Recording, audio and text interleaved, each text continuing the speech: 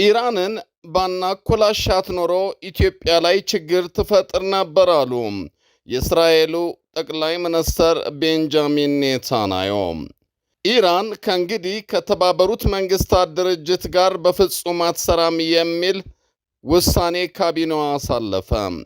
7 የእስራኤል ወታደሮች ጋዛ ውስጥ ተገደሉ። ትራምፕ አወዛጋቢ መግለጫ ሰጥተዋል። አዲስ የምትቀላቀሉን ሰብስክራይብ ማድረግ እንዳይረሳ። ዜናዎቻችንን ሰምታችሁ ላይክ ማድረግም እንዲሁ። ወደ ዜናዎቹ አመራን።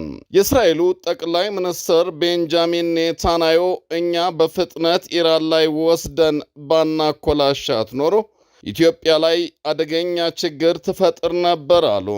ከዚህ በፊት ኢራን ምናልባትም በጅቡቲ የሚገኙ የጦር ሰፈሮች ላይ እርምጃ ልትወስድ ትችላለች የሚል መረጃ መውጣቱ ይታወሳል። እኛም በዚህ ጉዳይ ላይ ውይይት አድርገን ይህ ነገር አሳሳቢነቱ ምን ያህል ነው ብለን ዘግበን ነበር ባለፈው ሳምንት።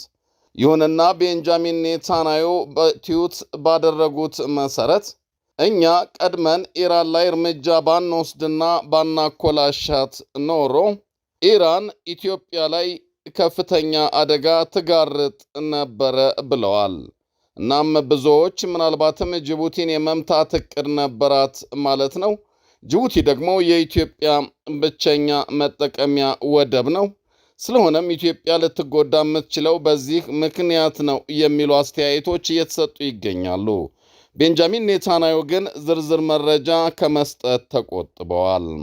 የኢራን ፓርላማ ከተመድ የኑክሌር ተቆጣጣሪ ጋር ሀገሪቱ መተባበር እንድታቆም ድምፅ ሰጠ።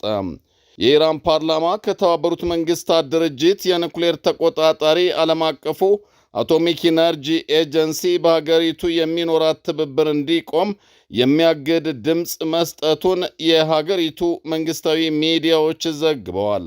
ዓለም አቀፉ የአቶሚክ ኢነርጂ ኤጀንሲ እስራኤልና አሜሪካ በኢራን የኑክሌር ይዞታ ላይ የፈጸሙትን ጥቃት ለማውገዝ ፈቃደኛ አልሆኑም በማለት የኢራን ፓርላማ አፈጉባኤ መሐመድ ባጋሪ ተናግረዋል።